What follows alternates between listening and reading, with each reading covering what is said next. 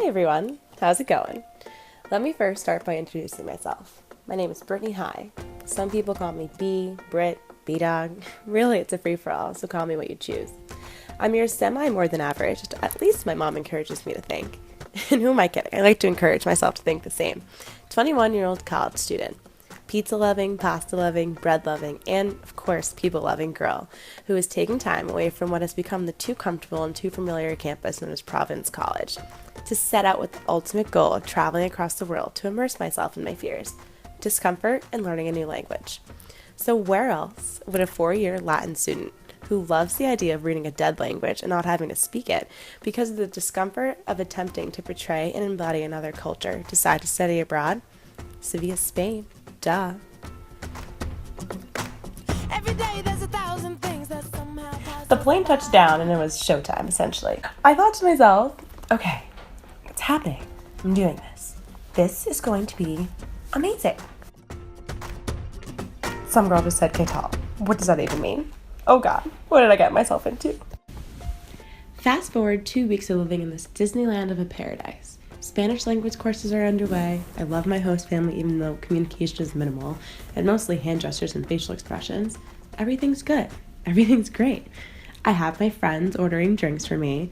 I'm away with the Spanish people with a giddy, innocent grin that I throw their way. It is good. I'm not experiencing culture shock as long as I can get around, order at restaurants, etc.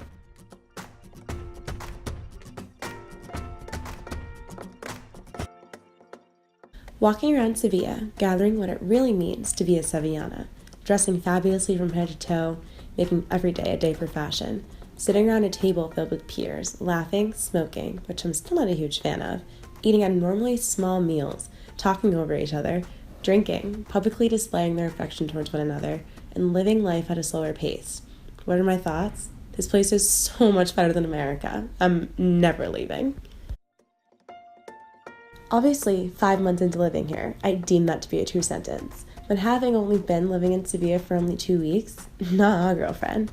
You have to experience more in order for those words to be true. So fast forward a week and a half later, your girl is still doing good, making great friends, great experiences, and great memories. Confidence is no longer a nervous confidence, it's genuine. Now picture this, Intercambio meeting night. It's the third session, so there aren't a lot of intercambio options left. It's me, the only girl in the CAE program that doesn't make speaking Spanish mandatory, with 3 weeks of Spanish under her belt, facing her fear right dead in the face. Sweating is an understatement. We sat every other. American, Spaniard, American, onward. We had to introduce ourselves. I froze. I became red. Yes, a black girl who turns red. My body shut down, and so did my brain. That confidence that took roughly about 20 years to accomplish, gone within the time of, "Chicos, nos vamos a presentar." I wanted to vomit. I blacked out during it, hid in the bathroom during the breaks, and illegibly scribbled down a random person's name and got the hell out of there. Tears rolled down my face, I hyperventilated, and I was shaken into reality. I needed a hug. I do this thing when I talk to myself. I sound crazy, but it works. Don't worry, we'll work on it. 20 minutes a day. You got this. I sought out most opportunities that were available. Still, the fear was holding me back. I took the opportunity to help my host brother with his homework in exchange that he helps me with my Spanish homework. I made it a point to text my host mom in Spanish instead of English. I downloaded all the possible free apps for learning a language on my iPhone and sat in the dark practicing how to say habitaciones.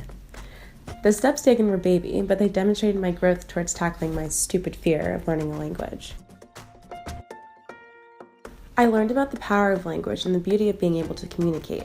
I've learned that, granted, everyone is entitled to have their own fears, but my fear should not be on my list.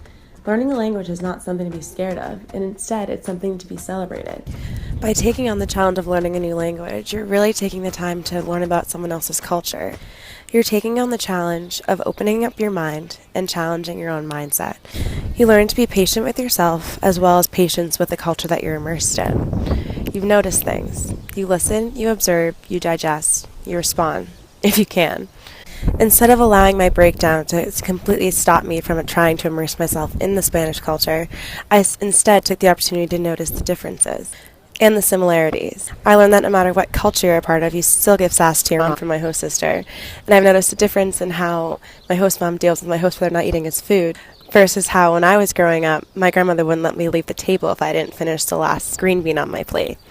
It's little things like that that makes me realize that there's different lenses that we all look through.